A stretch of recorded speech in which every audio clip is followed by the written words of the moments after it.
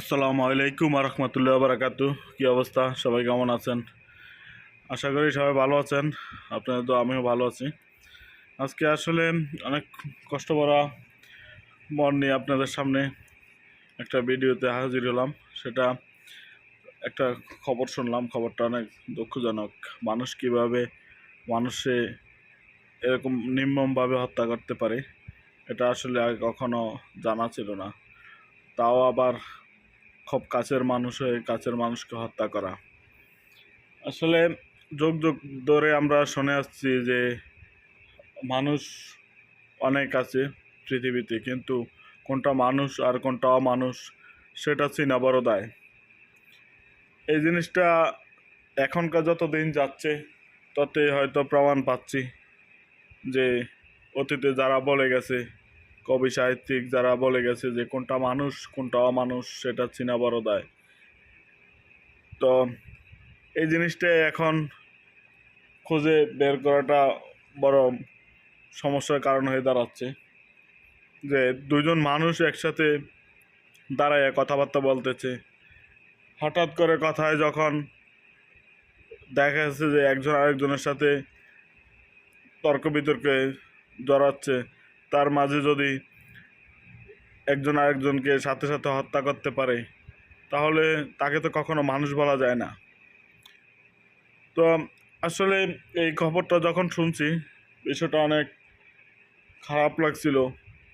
আর এই খারাপ লাগা থেকেই ভাবছি যে আপনাদের মাঝে একটু মনের কষ্টটা প্রকাশ করি।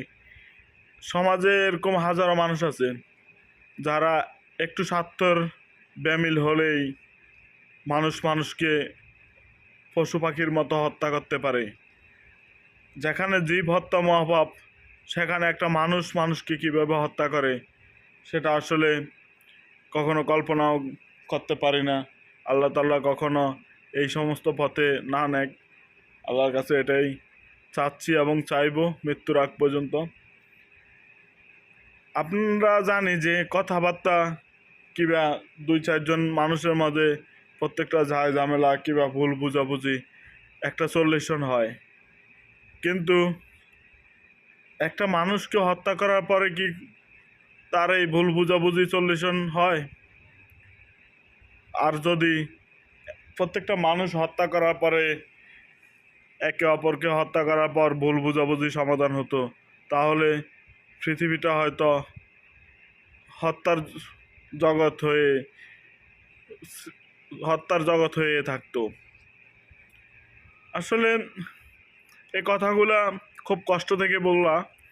তো আমরা আসলে আমাদের মাঝে আশেপাশে অনেক মানুষ আছে, আমরা মানুষ যেটা সেটাকে খুঁজে বের করতে হয়তো কষ্ট হয়, কিন্তু কষ্ট হলো সেটাই বের করব।